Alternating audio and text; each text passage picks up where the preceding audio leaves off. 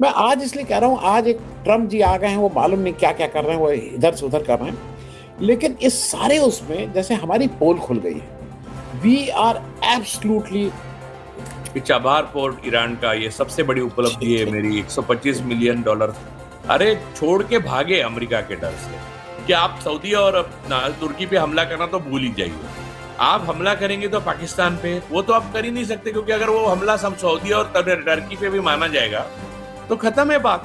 Modi regime के करीबी जो दो क्रोनीज है, उन्होंने भी कुछ आविष्कार नहीं किया है, नया कुछ टेस्ला जैसा कुछ बनाया नहीं है, ना ही मार्क जुकरबर्ग जैसा नहीं बनाया, ना ही एप्पल जैसा कुछ बनाया। पाकिस्तान का भी कुछ नहीं कर सकते सर, क्योंकि पाकिस्तान भी न्यूक्लियर पावर है और आधे हिंदुस्तान तक उनकी मिसाइल आ सकते हैं, उसमें दिल्ली आता है तो बात खत्म सर। ये बात और चीन आपके जाम करता है सिग्नल, और जो हवाई जहाज आया, आप लड़ाकू विमान लेते हो जिसको नींबू मिर्ची लगाते हो, वो उधर ही खत्म हो जाता है लड़ाई।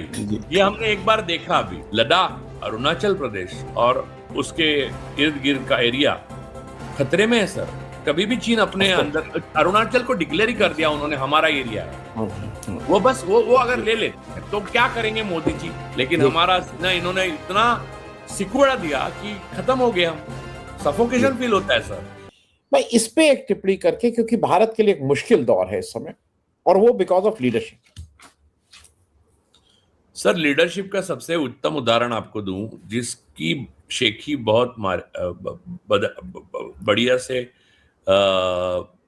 बता रहे थे मोदी जी इलेक्शन से पहले 2024 के लोकसभा के, कि चाबहार पोर्ट ईरान का ये सबसे बड़ी उपलब्धि है मेरी, 125 मिलियन डॉलर। अरे छोड़ के भागे अमेरिका के डर से, और बाकी तो आपको ऑपरेशन सिंदूर का क्या हुआ ये तो मालूम ही है। वो तो चाइना और बातों बातों में चाइना और अमेरिका ने बोल ही दिया। फिर ये दत्तात्रेय होसबले और भागवत किसके साथ कर रहे हैं? चाइना की कम्युनिस्ट पार्टी के साथ, यानी ओरिजिनल माओइस्ट पार्टी के साथ। और अमित शाह कह रहे हैं कि हम माओइस्टों का बंदोबस्त कर रहे हैं। अरे ओरिजिनल माओइस्ट तो वही है, वो आके आपके पार्टी ऑफिस में बैठते हैं और मीटिंग करते हैं। क्या बंदोबस्त कर रहे हैं आप? वो आपका बंदोबस्त कर रहे हैं, और वो देश का बंदोबस्त कर रहे हैं सर। आपको मालूम है लद्दाख, जिसकी वजह से सोनम वांगचुक अंदर है, लद्दाख, अरुणाचल प्रदेश और उसके इर्द गिर्द का एरिया खतरे में है सर। कभी भी चीन अपने अंदर अरुणाचल को डिक्लेयर ही कर दिया उन्होंने, हमारा एरिया है वो, बस वो अगर ले लेते हैं तो क्या करेंगे मोदी जी, बताइए मुझे। मोदी रेजिम अब पाकिस्तान का भी कुछ नहीं कर सकती सर, क्योंकि पाकिस्तान भी न्यूक्लियर पावर है और आधे हिंदुस्तान तक उनकी मिसाइल आ सकते हैं, उसमें दिल्ली आता है तो बात खत्म सर। ये बताने के लिए बहुत है। और दूसरा, पाकिस्तान के साथ अब चीन है, और चीन आपके जाम करता है सिग्नल, और जो हवाई जहाज आया, आप लड़ाकू विमान लेते हो जिसको नींबू मिर्ची लगाते हो, वो उधर ही खत्म हो जाता है लड़ाई। ये हमने एक बार देखा अभी, समझे। तो बात ये है कि ये सब मार रहे हैं, और जो बात बोल रहे हैं वो सारी खोखली है। और हम एक ताकत थे नेहरू इंदिरा के टाइम में, और वो ताकत सिर्फ नैरेटिव या बातों में या प्रोपागेंडा में नहीं थे। डरते थे लोग। इंदिरा जी ने कहा था कि अमेरिका हमारा दोस्त है लेकिन हमारा बॉस नहीं है। और इजराइल के साथ हमने दूरी इसलिए रखी थी, और फिलिस्तीन के साथ दोस्ती, क्योंकि जूस के साथ हमारी वेदना, उनकी प्रॉब्लम, उनके साथ हम हमेशा रहे। वो तो गांधी जी ने भी लिखा था। लेकिन जायोनिज्म को हम कभी सपोर्ट नहीं करेंगे, ना ही स्टेट ऑफ इजराइल को। हमने बहुत बाद में वो किया। हमने वाजपेयी के टाइम में हमने हमेशा फिलिस्तीन की मान्यता देने वाला भारत पहला देश है। आज क्या करेक्ट नहीं। और राजू, मतलब मैं दर्शकों को ये भी बता दूं, चीन और अमेरिका के अलावा एक चीज धीरे से हो गई है, और उस पे आज जो पाकिस्तान की स्ट्रेटेजिक डिफेंस डील, मतलब डील हुई है with Saudi Arabia, which has been signed, और टर्की जिसको ज्वाइन करने वाला है, तो उनके पास पैसा सऊदी अरेबिया का, R&D टर्की की, और पाकिस्तान को एक रेडीमेड हमने एक अजीब सा काम अपने लिए कर दिया। आनंद जी, इसमें एक और दिक्कत है। वो एग्रीमेंट जो हो रहा है नाटो जैसा, कि इसमें से किसी एक देश पे आप हमला करोगे तो तीनों देश पे हमला माना जाएगा। इसका मतलब यह है कि आप सऊदी और तुर्की पे हमला करना तो भूल ही जाइए। आप हमला करेंगे तो पाकिस्तान पे, वो तो आप कर ही नहीं सकते, क्योंकि अगर वो हमला सब सऊदी और टर्की पे भी माना जाएगा तो खत्म है बात। जी अब जी हमें देखिए, हमें मिसाइल ये वो हमारे, अब सारी लड़ाई जो है वो हमारी अनएम्प्लॉयमेंट, भूखमरी और हमारी दारिद्र्य से होनी चाहिए, क्योंकि ये सारी चीजें इंपॉर्टेंट है। मोदी जी रेजिम और मोदी जी खुद सेना का वो कौन बागेश्वर धाम के सामने वो सेना की आर्मी की टुकड़ी को उनकी यूनिफॉर्म में नचा रहे हैं, जो एक खुद एक फर्जी बाबा है जिसको जेल में होना चाहिए, वो उसके सामने नचा रहे। तो बात आप समझिए, भारत एक एक भयंकर एक बड़ी ताकत थी एशिया की, साउथ एशिया की तो बहुत बड़ी ताकत थी। ये हर प्रधानमंत्री ने बार बार जताया हमें, ये प्रधानमंत्री ने हमको जताया कि भारत अब 5.6 इंच का सीने वाला देश बन चुका है। इस बात से कितना दर्द होता है आप और हम जैसे भारत जिसको भारत के सिवा हमको कुछ प्यारा ही नहीं है, लेकिन हमारा सीना इन्होंने इतना सिकुड़ा दिया कि खत्म हो गए हम। सफोकेशन फील होता है सर। जी। मैंने आप जितने कह रहे हैं खुल का 1960 आई वाज, हाँ मुझे था कि शायद क्योंकि उसका नाम फिल्म एंड टेलीविजन इंस्टीट्यूट था तो इसलिए मुझे लगता था कि नहीं नहीं 1960 इट वाज एस्टैब्लिश्ड। नेहरू तो अद्भुत आदमी था, मतलब मुझे ऐसा लगता है कि वैसी लीडरशिप तो शायद एज अ लीडर अनमैच्ड और नेहरू को महाराष्ट्र में एक महान कवि होकर गए हैं नारायण सुर्वे। नारायण सुर्वे बहुत गरीबी से आए थे, वो अनाथ थे, उनका माँ बाप का पता नहीं था, एक दंपति ने उनको एडॉप्ट किया और वो उन्होंने बड़ा किया उनको। वो कम्युनिस्ट पार्टी के ऑफिस पे सिक्योरिटी गार्ड थे और वो महान कवि बने। बाद में उनकी कविताओं ने मराठी में धूम मचाई, इतना ही नहीं देश में दुनिया में हजारों भाषा में उनके ट्रांसलेट हुआ।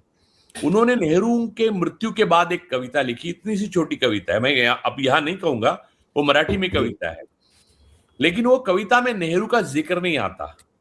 लेकिन एक शाम है, उदास शाम, सारी जो मिल्स है उनसे धुआं आना बंद हो चुका है और कोई एक मिल मजदूर जाते जाते कहता है आज नेहरू चले गए, और अंधेरा जो दिखता है तो दूसरा मिल मजदूर ऐसा कहता है कि अब फिर ये इतना बड़ा अंधेरा आगे है, उसको रोशनी कौन देगा।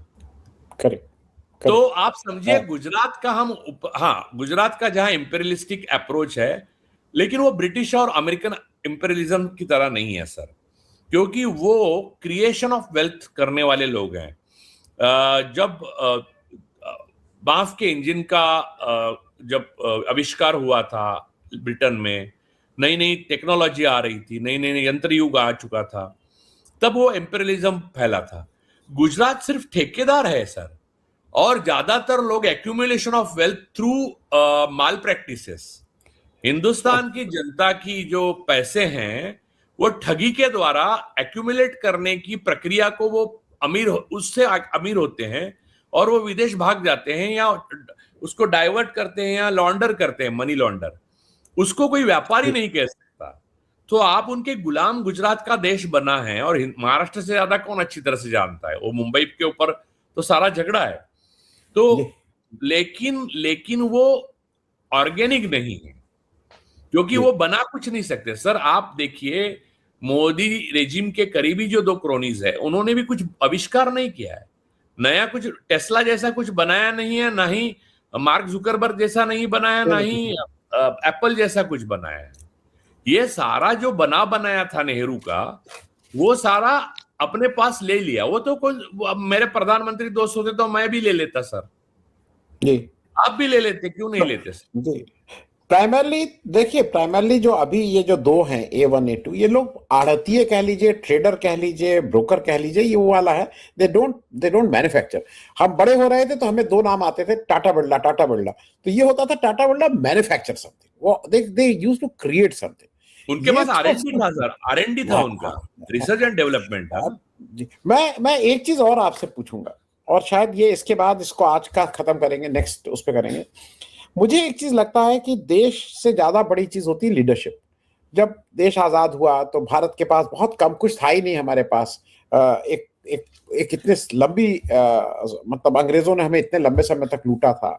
नेहरू आए, और शायद कि वो नेहरू की लीडरशिप थी कि हमने एक अपने पब्लिक सेक्टर को ठीक किया, कोर इंडस्ट्री को ठीक किया, और यहां तक कि नेहरू की बात लोग IIM इस सब की करते हैं, मैं दो चीजें नेहरू की हरदम याद रखता हूँ। नेहरू ने नेशनल स्कूल ऑफ ड्रामा के बाद दूसरा NSD नहीं बना आज तक। मतलब आज से 60 साल पहले एक आदमी ने NSD बना दिया, उसके बाद तुम दूसरा NSD नहीं बना पाए।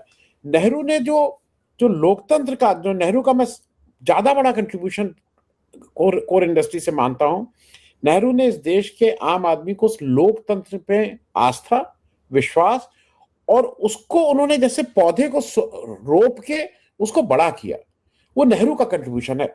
इंदिरा गांधी आई, हम गरीब देश थे, शास्त्री हम गरीब देश थे, लेकिन हम दुनिया के सामने हमारी एक ताकत थी। मैं आज इसलिए कह रहा हूं, आज एक ट्रम्प जी आ गए हैं, वो मालूम नहीं क्या क्या कर रहे हैं, वो इधर से उधर कर रहे हैं, लेकिन इस सारे उसमें जैसे हमारी पोल खुल गई है। वी आर एब्सोल्युटली शोइंग कि हमारे पास कोई ताकत नहीं है, कोई विजन नहीं है, लीडरशिप को पता ही नहीं है क्या है, लीडरशिप को हे करने के अलावा कुछ आता नहीं है।